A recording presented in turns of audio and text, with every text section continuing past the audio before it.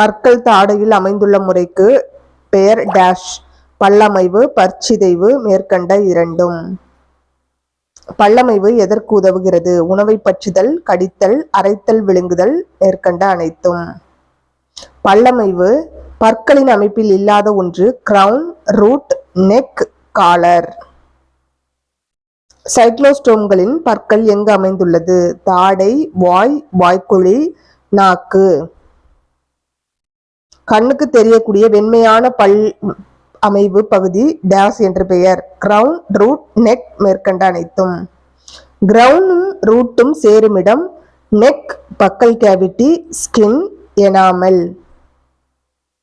பாலூட்டிகளின் உடலில் காணப்படும் மிகவும் கடினமான பகுதி கிரவுன், ரூட், டெண்டைன், எனாமல். டெண்டைனில் காணப்படும் மெட்டீரியல்ஸ் என்னென்ன?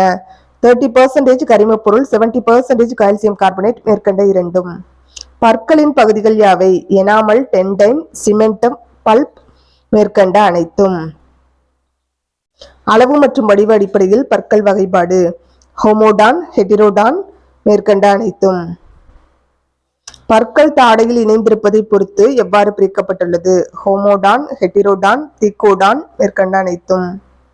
தீக்கோடாண்டின் இரு வகைகள் என்னென்ன? ஹோமோடான், ஹெட்டிரோடான், அக்ரோடான், பிளீரோடான் மேற்கண்ட அனைத்தும். தாடையில் இணையாமல் இருக்கும் பல்லமைவு ஹோமோடான், ஹெட்டிரோடான், அக்ரோடான் மேற்கண்ட அனைத்தும். தாடையில் இணைந்திருக்கும் பல்லமைவு ஹோமோடான், பிளீரோடான், அக்ரோடான் மேற்கண்ட அனைத்தும். அடுத்தடுத்த பல்லமைவின் வகைகள் என்னென்ன? மோனோடான், டைப்போடன்ட், பாலிபோடன்ட் மேற்கண்ட அனைத்தும். டைப்போடன்ட் பற்கள் என்னென்ன? பால் பற்கள், நிலையான பற்கள் மேற்கண்ட இரண்டும்.